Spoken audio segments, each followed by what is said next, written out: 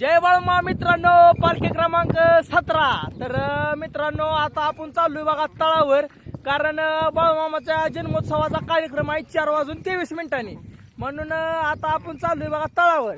तर आपली एक मेंढी माऊली येली बघा, 2 पिलं झाली ती, तिला पांढऱ्यांनी घेतली ती पिलं, आता येली म्हणलं जाताना घेऊन जावं तळाव।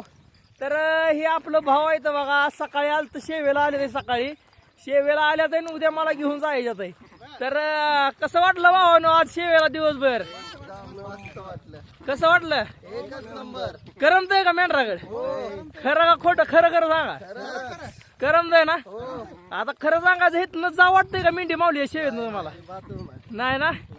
अहो लय करमतंय, खरंच लय म्हणजे लय करमतंय मित्रांनो। तुम्ही पण एकदा खरंच मेंढी माऊली शेवेमध्ये या।